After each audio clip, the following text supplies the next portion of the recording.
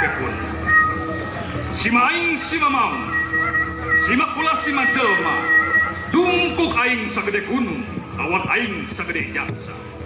Tangtung aing madep ka langit, saur aing madep ka langit, saur aing sabda gugur, retek taya benang, sorang aing sabda gelap, tur gumentur tar gumentar, rugai sewesiwi, maung pajajaran di Bali ka Sunda. Bali ka Sunda.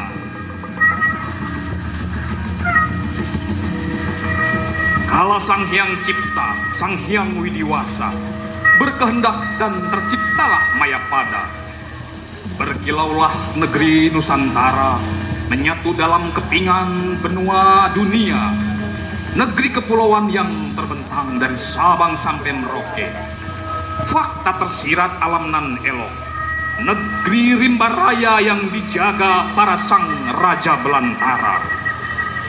Kala zaman menggilas Mayapada, Nusantara ditempa penjajah luar dan dalam. Yang merusak, merampas, menyiksa sang bunda kandung Nusantara.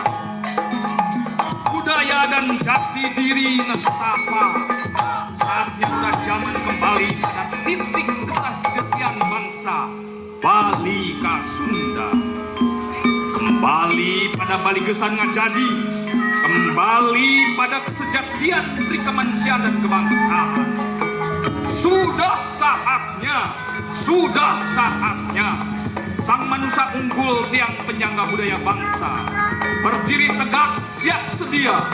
Sang maung manusia unggul yang telah paripurna mulak salira, perwira Nusantara yang sakti mandraguna. Gelas berek, lemes pusat, mata kebel, lega awur, digembalakan sang budak Amon. Pilar utama telah dipilih, menanti aba-aba kibarkan panji Nusantara.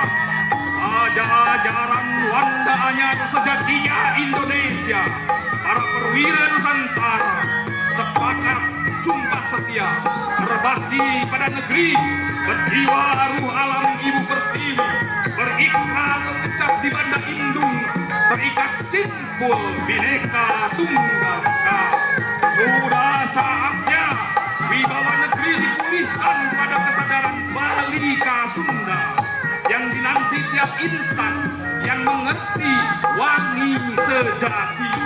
Penggenapan wahyu leluhur negeri mengukuhkan hakikat jati diri bangsa.